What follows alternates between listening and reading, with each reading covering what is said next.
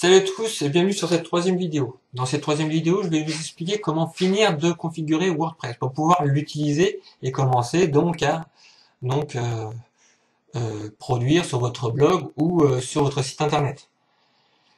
Lors de la vidéo précédente, on avait vu comment copier l'intégrité du dossier WordPress en utilisant l'utilitaire FileZilla sur le serveur.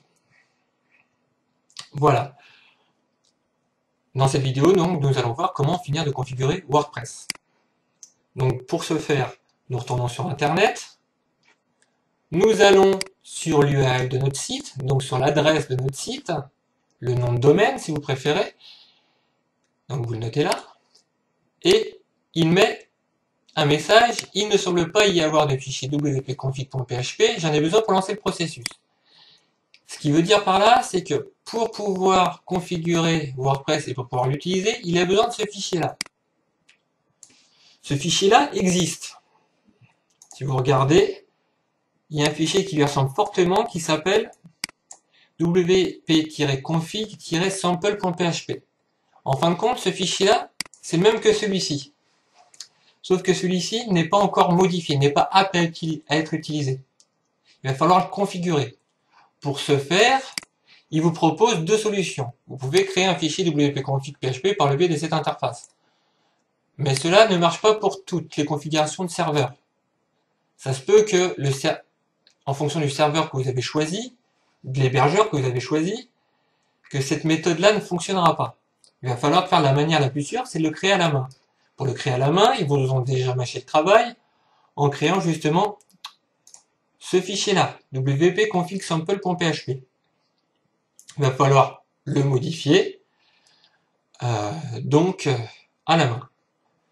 Pour le serveur que je vous ai choisi, il n'y a pas de problème, ça va fonctionner en utilisant l'interface graphique, qui est beaucoup plus simple et beaucoup plus rapide. Donc, vous allez cliquer sur créer un fichier de configuration. Là, ils vous disent, vous avez besoin d'un nom de base de données, un nom d'utilisateur MySQL, un mot de passe de l'utilisateur, une adresse de base de données, un préfixe de la table, si vous souhaitez avoir plusieurs WordPress sur une même base de données. Voilà. Donc, au préalable, dans la première vidéo, j'ai demandé de faire tout ceci. Pas ceci, parce que ça va pas nous intéresser. On va pas en avoir besoin. Mais ceci, je vous avais demandé de le créer sur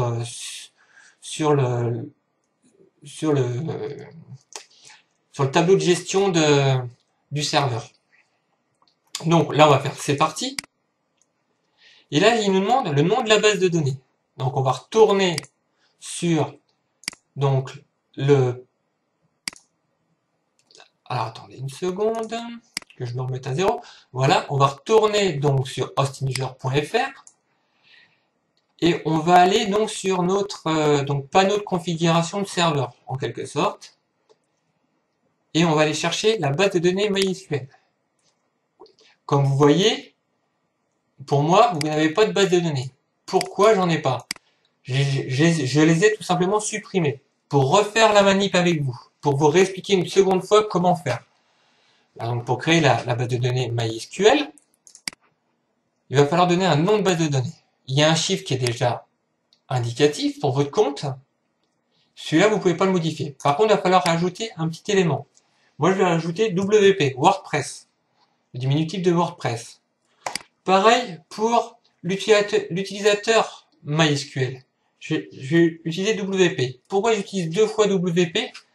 Parce que pour moi, le moins d'informations, pour avoir le plus haut taux de réussite dans ce tuto, aussi bien quand vous allez l'utiliser chez vous,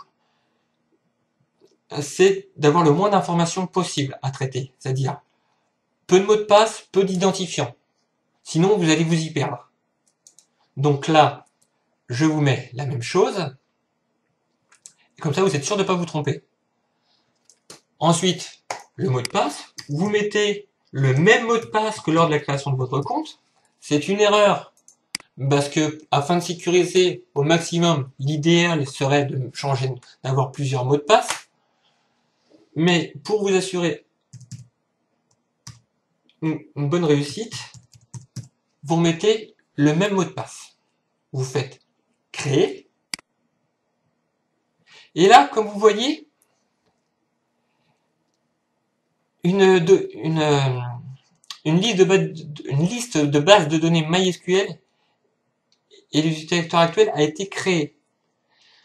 Vous voyez, on a la base de données MySQL, là, WP, celle que je viens de créer. L'utilisateur MySQL, la même chose qui a été créée. Et en plus, ils ont créé pour vous l'autre MySQL. Donc le serveur mysql.fr, hostinger.fr. Donc entre guillemets, ça correspond à, on va en arrière, l'adresse de base de données. Donc maintenant, ce qu'on va faire, c'est qu'on va copier les éléments. On fait copier, nom de la base de données, on fait coller. Là, on sait que pour l'identifiant, c'est exactement la même chose, donc on est sûr de ne pas se tromper, on fait coller. Le mot de passe, vous le connaissez, c'est vous qui l'avez rentré. Logiquement, si vous avez suivi mes conseils, c'est le même que pour le compte. Voilà. Ça, l'adresse de base de données, c'est celui-là. On fait copier. Et là, on fait coller. Et voilà. Tout est déjà rentré. Très simple. Vous avez juste à faire envoyer. Là, il dit c'est parfait, vous avez passé la première partie de l'installation. Après, je peux désormais communiquer avec votre base de données. Si vous êtes prêt, il est maintenant temps de lancer l'installation. On lance l'installation. Et là, il vous demande le titre du site. On va mettre WordPress tuto par exemple. Un identifiant. WP tuto par exemple. Mot de passe. On met à la limite le même mot de passe qu'on avait tout à l'heure. Même s'il nous le déconseille, parce qu'il est faible. Il n'est pas assez compliqué, on pourrait se le faire pirater. Mais peu importe. Moi là, je vous fais un tuto pour vous expliquer comment ça fonctionne. Après, libre à vous de choisir des mots de passe plus compliqués pour que vous vous sentez en sécurité. Votre adresse de messagerie. Donc bah là, je mets la mienne, vous mettez la vôtre, hein, vous mettez pas la mienne, j'ai pas envie d'être harcelé. Hein. Voilà. Demander au moteur de recherche d'indexer ce site. Donc c'est les premiers pas pour le référencement du site internet. Et vous faites installer WordPress. WordPress est installé. Quel succès! Vous attendiez, vous, à d'autres étapes? Désolé de vous décevoir. En plus, ils sont humoristiques. Donc voilà, il vous redonne votre identifiant, le mot de passe, vous le connaissez. Vous faites se connecter, tapez votre identifiant, votre mot de passe, cliquez sur se souvenir de moi, ce sera plus simple. Juste avant de cliquer se connecter, je vous conseille de garder cette page-là dans vos favoris. Voilà. Si cette barre-là pour vous ne s'affiche pas, c'est simple. Vous allez dans Firefox. Pour moi, c'est Firefox que j'utilise, mais vous pouvez l'avoir avec Internet Explorer ou Google Chrome ou Opera, etc., etc. Vous allez dans Affichage. Alors, Affichage, peut-être Options. Non, c'est plutôt dans Options. Et là, vous faites barre personnelle. Vous voyez, sans la barre personnelle, ça s'affiche pas. Options, barre personnelle, ça s'affiche. Et là, vous pouvez faire glisser en cliquant sur la petite planète. Tac. Et l'avoir sous la main. Pourquoi je vous fais faire cette manip là? C'est que le jour où vous allez vouloir créer un article ou compléter des informations sur votre site, vous allez vouloir avoir un lien direct pour pouvoir modifier. Si vous allez directement sur votre site internet, le problème c'est que vous allez accéder comme si vous étiez un utilisateur lambda. Vous n'êtes pas un utilisateur lambda, vous êtes donc l'administrateur du site internet. Donc vous voulez pouvoir le modifier rapidement et simplement. Donc en cliquant sur ce lien, vous pourrez donc accéder à cette page-là, vous connecter et ainsi pouvoir le modifier. Donc là, dans ce cas-là, on va faire se connecter. Tac. Et voilà, on arrive dans l'interface de gestion du site. Je suis désolé, la vidéo a coupé. Donc, on a installé WordPress, on est arrivé sur le tableau de bord, donc là vous pouvez gérer et donc créer des articles, modifier le design, ajouter des thèmes, ajouter des extensions.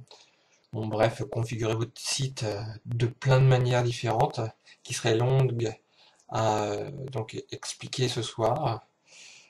Donc ce sera pour une prochaine vidéo. Je vous dis à très bientôt et puis bonne soirée.